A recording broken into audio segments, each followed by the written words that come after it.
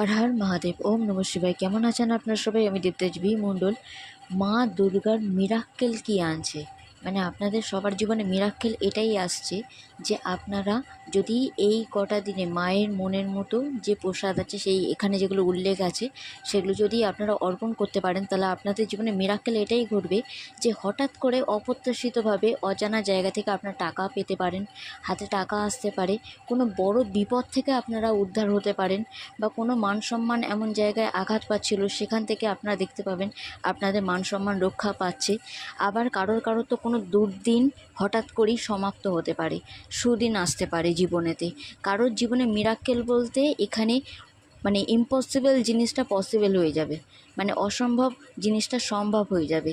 এটাই মা দুর্গার সবচেয়ে বড় আশীর্বাদ। আর এই আশীর্বাদ আপনাদের জীবনে, সবার জীবনে খুব ভালো মাত্রায় একটা পজিটিভিটি আনছে। So good luck. Durga Durga Durga.